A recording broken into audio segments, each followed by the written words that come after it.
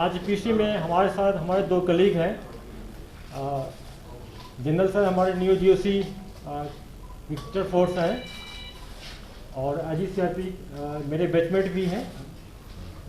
तो सबसे पहले मैं आप लोगों की तरफ से इनको वेलकम करता हूं और बेस्ट विशेष देता हूं। इनका टेन्योर अच्छा रहे।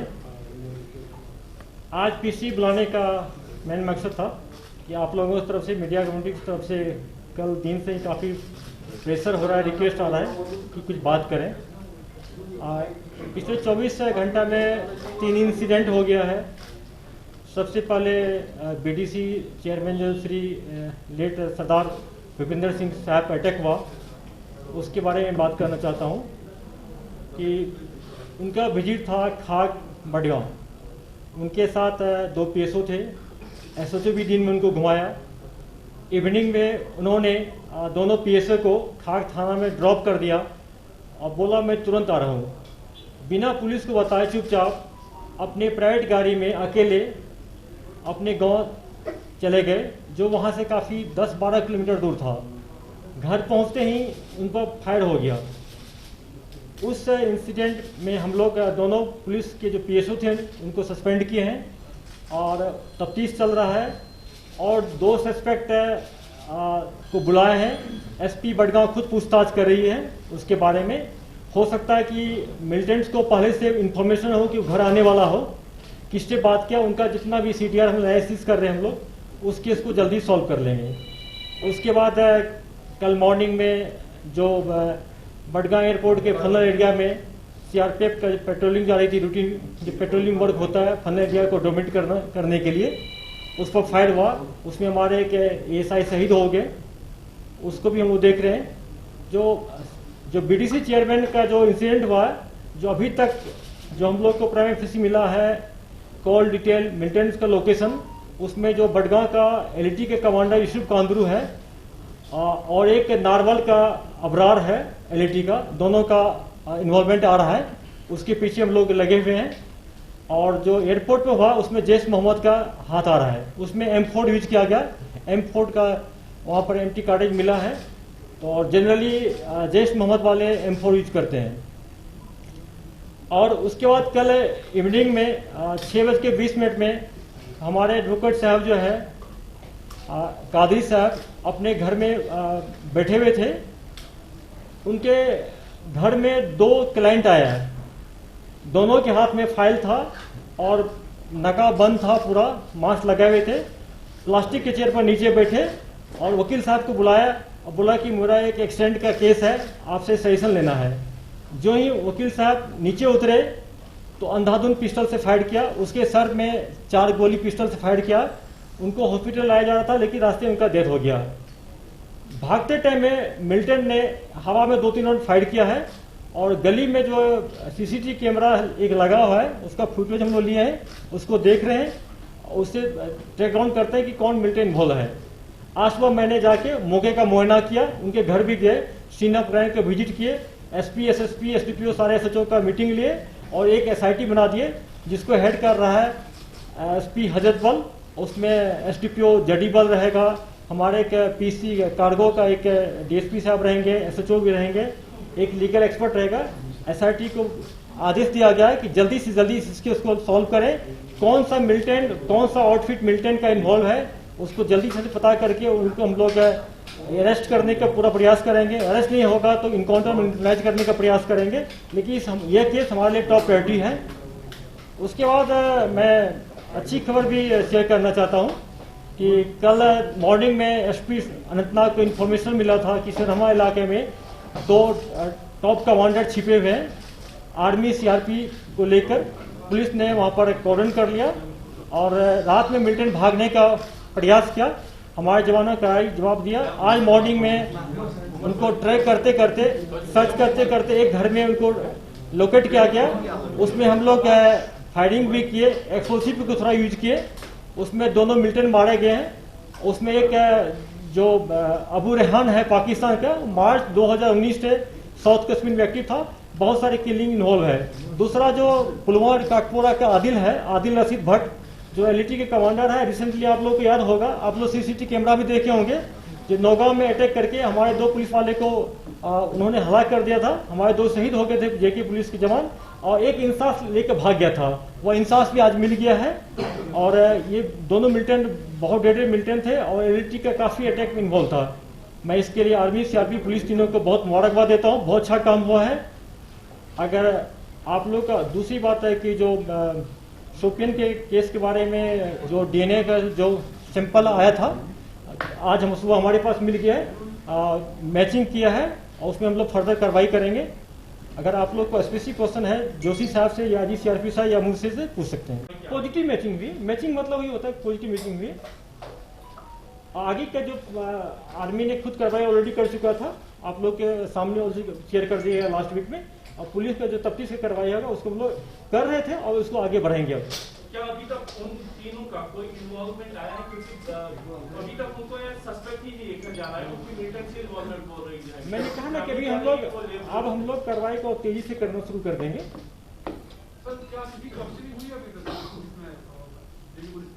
अब शुरू कर देंगे, आज से कर देंगे।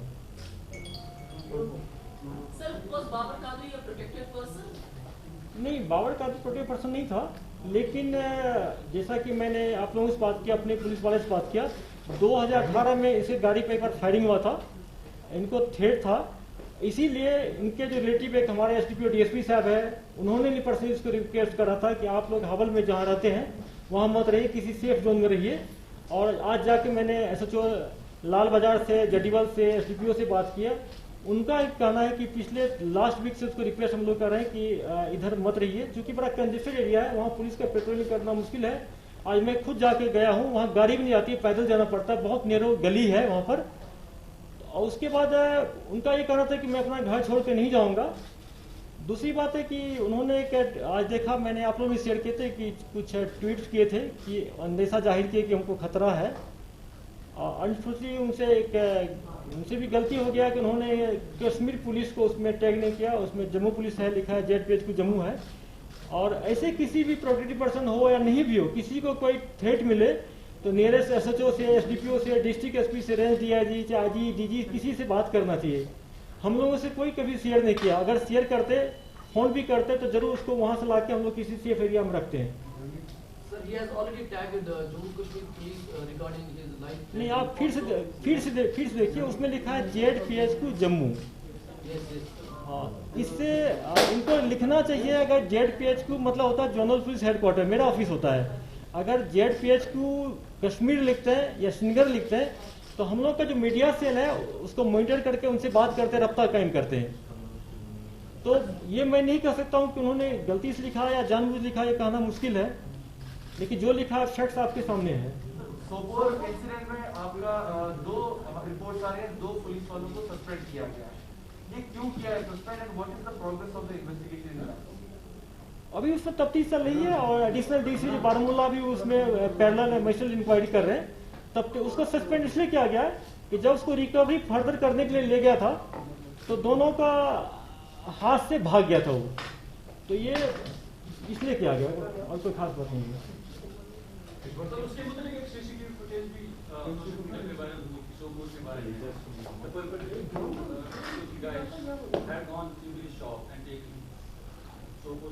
नहीं, उसमें तो लीगल ठीक है, उनको वहां से पकड़ के लाया गया तो पूछताछ करने के लिए, फिर रिकवरी हुआ है। हम लोग तो नहीं कह रहे हैं कि उसको जंगल से लाए, उसको दुकान से लाए, वो तो फुटेज थी।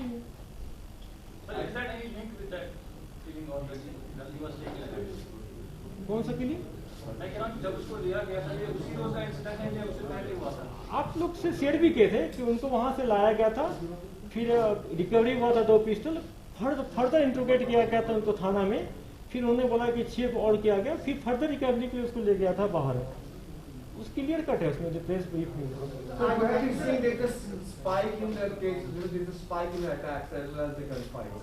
देखिए, मैं बार बार कह रहा हूँ आप लोगों से पिछले 9 महीना से कि पाकिस्तान के इंस्टिगेशन पर, चाहे ऑनलाइन देखें आप, कि पाकिस्तान पिछले 5-6 महीना से, खासकर मार्च के बाद काफ़ी इंस्टिगेट कर रहे हैं ऑनलाइन, काफ़ी हथियार भेज रहा है, ड्रोन से भेज रहा है। कल भी हम लोग कुलगांव में एक दूसरा कंसमेंट पकड़े जो गाड़ी के कैवेट बनाया था, उसका अंदर था, उसमें 2 AK मिला, काफ़ी सामान मिला है। तो सामान हथियार ही भेज रहा है, ड्रोन से हो चाहे मैनुअली भेज रहा हो, मिलिटेंट का हाथ भेज रहा हो, इंस्टिगेट कर रहा है, रिक्रूटमेंट भी करवा रहा है पाकिस्तान। तो पाकिस्तान यहाँ का जो मिलिटेंट है उसको इंस्टिगेट कर रहा है कि इस टाइप का वायलेंस करे। आप देखे होंगे ये सारे इनोसेंट किलिंग है, चाहे बीडीसी के चेयरमैन को मारा गया है, उसके पास उसको पीएसओ नहीं था, उस टाइम खा लिया था इनोसेंट, चाहे कल जो वकील साहब को मारे गए ये क्या उसको हथियार नहीं था, इनोसेंट किलिंग है। तो इस टाइप की इनोसेंट किलिंग करके पाकिस्तान का इरादा है कि यहाँ पर आतंक भय पैदा, फियर लाया जाए लोगों में, टेरराइज किया जाए लोगों को जाए। दूसरी बात है कि इंसिडेंट हो रही है लेकिन हमारे साइड से भी प्रोएक्टिव एक्शन हो रहा है। आप देखेंगे कि कल मॉर्निंग में एक जो इरफान मौलवी साहब इनकाउंटर मारे गए थे, वो अभी तक में कम से कम 5-6 लड़कों को अलबदर के लिए मोटिवेट करके ज्वाइन करवा दिया था। जब शकुल मारा गया था शकुल इनकाउंटर में, तब इसका नाम आया था, उसके बाद एक्टिव हो गया, भाग गया। ये बहुत, उसको मरने से उस एरिया में लोगों में खास यूथ पर बहुत अच्छा इम्पैक्ट पड़ेगा, क्योंकि हाईली मोटिवेटेड था वो, काफी लोग को इसमें लाए भी थे। उसके बाद कल आज मॉर्निंग में 2 टेररिस्ट हार्डकोर मारा गया। तो हमारे साइड से भी, सिक्योरिटी फोर्स की साइड से भी प्रोएक्टिव और अच्छा एक्शन हो रहा है। हम लोगों को छोटे इस टाइप के इंसिडेंट से नहीं घबराना चाहिए, इसको आप कंप्रेहेंसिव होलिस्टिक रूप में देखना चाहिए। कुछ साल पहले एक लिस्ट आया था और एक ब्लॉग चलता था जो पाकिस्तान से चलता था, जिसमें कुछ लोगों के नाम आए थे, उसमें भी बाबर कादरी का नाम आया था। एक नए ऑर्गेनाइजेशन टीआरएफ की तरफ से एक और लिस्ट जारी हुआ है जिसमें कुछ लोगों को हिट लिस्ट के तौर पर पेश किया गया है। तो पुलिस कैसे देख रही है और कैसे, क्या बाबर कादरी का किलिंग उस लिस्ट या उस ब्लॉग के साथ जुड़ा हुआ है, या फिर आने वाले जिस तरीके से टीआरएफ अब जमीन पे आ रहा है, क्या श्रीनगर में टीआरएफ की प्रेजेंस इतनी हो गई है या इसमें किसी स्पेसिफिक मिलिटेंट ऑर्गेनाइजेशन का? देखिए, मैं बार बार कह रहा हूँ कि टीआरएफ कोई रियल ऑर्गेनाइजेशन नहीं है। टीआरएफ एक वर्चुअल ऑनलाइन ऑर्गेनाइजेशन है। ये एलईटी का ऑफशूट है। एलईटी ने एक्शन करवाया है, एलईटी एक्शन करता है तो उसको टीआरएफ ऑन करता है। दूसरी बात है कि जो लिस्ट आया था टीआरएफ की तरफ से ऑनलाइन आया था, उसमें आर्मी के कुछ लोग थे, पुलिस के थे, कुछ एडवोकेट थे, कुछ जर्नलिस्ट थे, कुछ सिविलियन था। उन लोगों को हमारे कंसर्न थाने वालों ने उनसे बात किया, उनको समझा दिया गया कि अगर आपको कोई ऐसी थ्रेट कभी लगता है तो काइंडली मुझे अप्रोच करें, हम लोग प्रिवेंटिव एक्शन लेंगे।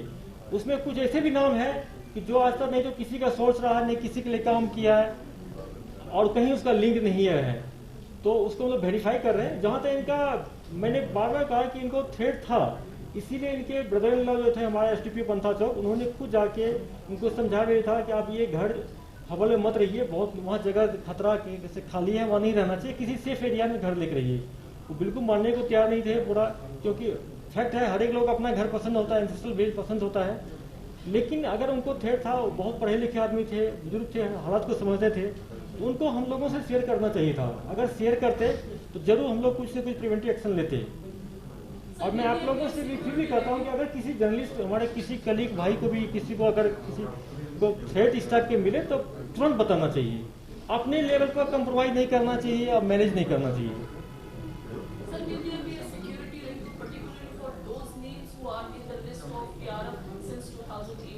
बिल्कुल करेंगे, इसको हम तो करेंगे। How many foreigners are active in Kashmir right now, sir? As you are saying, the presence is increasing. जो मिलिटेंट्स का जो मान लेंगे तो 70 to 90 है एफटी, बिल्कुल। उस 90 में करीब 40 ऐसे एफटी है जिसको हम लोग बाय नेम जानते हैं, जिसको हमारे सोर्स जानते हैं, गांव वाला भी जानते हैं उनको, बाकी का नाम नहीं पता है, लेकिन एफटी है। सर, आपने कहा कि जो ब्रदर-इन-लॉ थी बाबर की, उन्हीं को इन्फॉर्म किया, तो that means you have the input of security provide to me, अगर ऐसी सिचुएशन। नहीं, देखिए, मैं बाबर कहता हूँ कि जब तक आप सिक्योरिटी नहीं लेना चाहिए आपको नहीं दे सकते हैं। टोटली मना कर दिया अपने ब्रदर लोगों को, मुझे सिक्योरिटी पब्लिक के गांव में रहना है, लोगों के बीच में रहना है, उनको रहना है पूरा। बहुत लोग नहीं रहना चाहते पूरा, लेकिन फिर भी उनको इनके ब्रदर इन लॉ भी अब हम लोग को शेयर कर रहा है। फ्रेंकली स्पीकिंग, पहले शेयर नहीं किया था। So what are the active number of militants in Kashmir? आप कल भी डीजी साहब से पूछ चुके थे क्वेश्चन, वही 170 to 200 है पूरा। अब तक कितने हाइडआउट्स हैं जो नया सिक्योरिटी फोर्स का ये बहुत अचीवमेंट है, ये बहुत बड़ा अचीवमेंट है। 2019 में ऑलमोस्ट 9 महीना हो रहा है, इस 9 महीना में कम से कम 22 हाइडआउट को बस्ट कर दिए, हम लोग कर दिए। आने वाले दिन में मिलिटेंट को हाइडआउट में रहने में दिक्कत होगी, गांव में रहेंगे, हम लोग खबर मिलेगा, न्यूट्रलाइज करेंगे।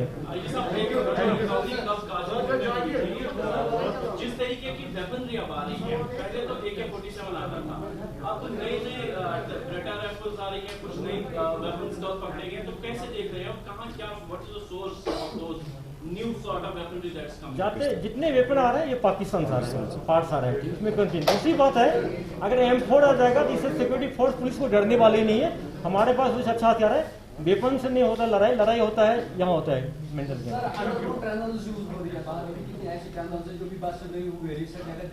देखिए ये जम्मू जोन के ये जम्मू जोन का क्वेश्चन है, बेटर होगा कि आज ही जम्मू से पूछे।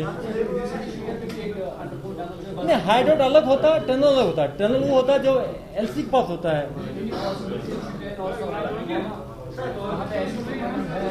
ऐसे और हाइड आउट है जिसको हम लोग पीछे पड़े हैं, उसको बस्ट करेंगे।